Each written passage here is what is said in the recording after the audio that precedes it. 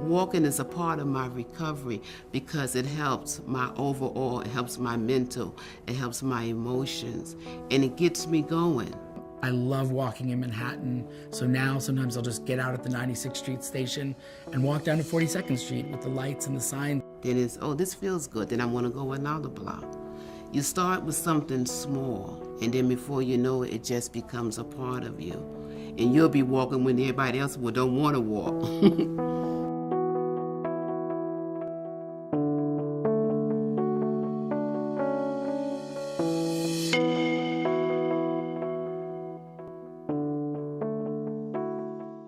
I think that people who are consumers of mental health services are at greater risk for developing obesity and the metabolic syndrome. So obesity located around your middle, not obesity of your arms and legs particularly, but obesity in the middle, the upper body, and the abdomen.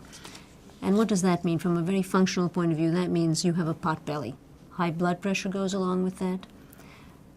Elevated fats in your blood. So you have fat that you can see under your skin, and you have fat that you can measure in your bloodstream. The population that has higher rates of diabetes and obesity are people with serious and persistent mental illness. Mental health consumers are known to have higher rates of metabolic syndrome, more likely to have alcohol drug addiction. One prominent study recently that said that, consumers die 25 years earlier than non-consumers. That in itself is a linkage between mortality and mental health. I worked as a clinician in a program that was also part of one of the drug trials for the new atypicals. So we were putting our clients on these new atypicals, and although they were helping with the psychiatric symptoms, the clients were gaining a lot of weight. Now you might ask, well, if that's a side effect of these medicines, shouldn't I stop taking those medicines? But I've had cases of, I can remember one of them, an 18-year-old woman who came into our hospital with new onset diabetes. And she had finally been put on a medication for her mental health that actually helped her. And now she had gained, in the 6 months prior to her admission, she had gained 100 pounds and developed diabetes. So initially I was an intern, my first thought was, well, get rid of the offending medication and you'll get rid of the diabetes. So I asked her mother about this, and the mother looked at me like I was from Mars, and she said, this is the first time I've had my daughter back as a human being. She says, I'm not going to stop that medication. She says, you're going to fix the diabetes. And I took a back seat and I said, gee, she's right.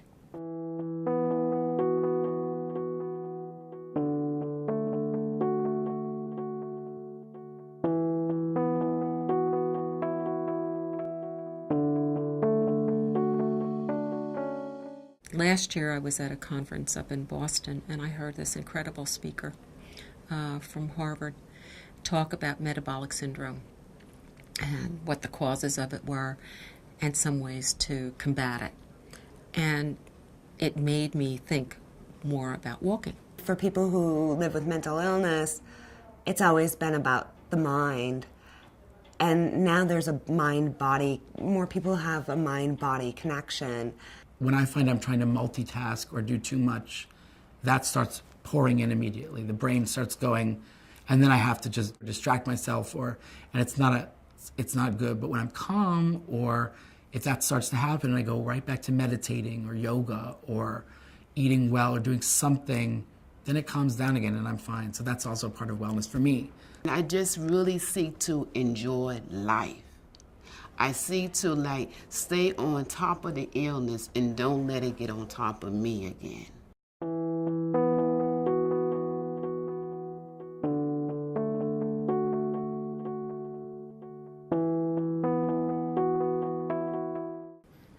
Wellness in that case is, well, then how can I help that person just get back to doing things? Starting there. So they're starting to do activities, and let's say they've been dealing with depression, and now they're getting back to doing things.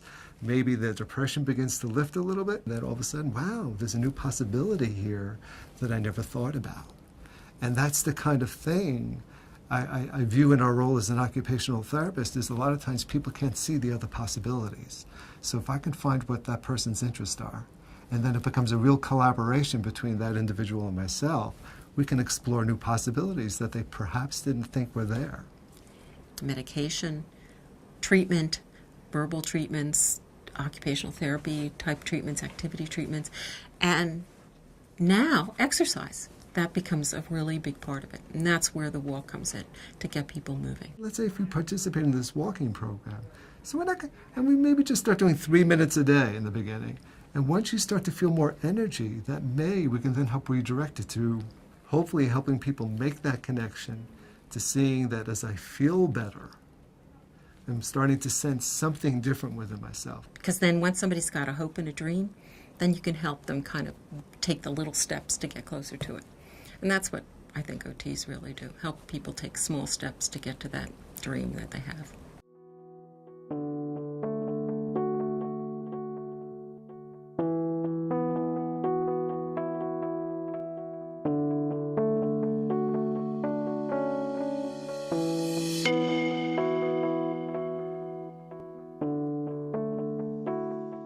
NAMI is the National Alliance on Mental Illness of New York City Metro, is our chapter. It's a national organization whose goal is to eliminate the stigma attached to people living with mental illness. We provide support services for people, both family members and individuals who have serious mental illness. But we're really a community, and I think that best describes us.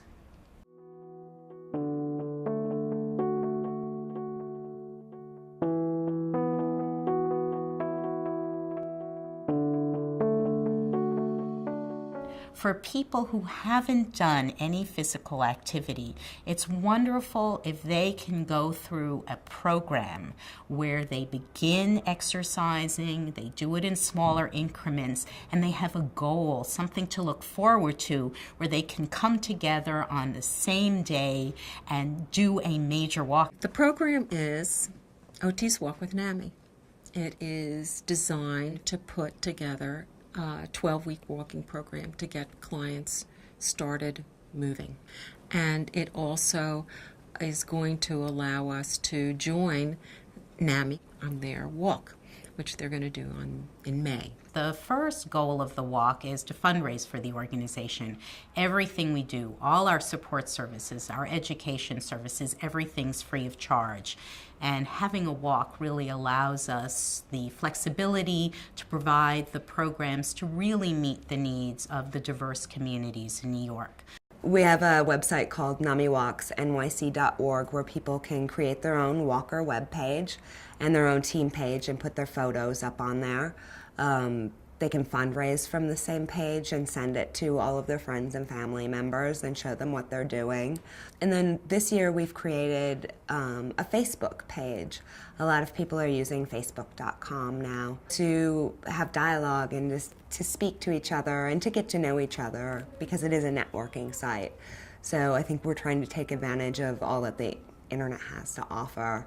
This year we hope to have at least 2,500 people. I'd love to see 3,000. I'd love to see 4,000. I don't see any reason why we can't. The NAMI walk, it was so exciting for me. It was just awesome to be there, and finally in 2005 is when I really stepped forth with acknowledging my mental illness.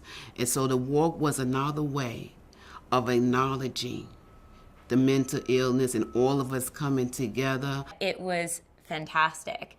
The energy, the vibes, everyone's encouragement of each other, the support, the love. And we found that people who didn't make it were really upset with themselves because they heard through word of mouth that it was such a powerful movement and that we demanded our voice to be heard and we put a face to it. No more stigma. It's over. This is what I am. This is what happened to me. But look at us now. Look at what we can accomplish.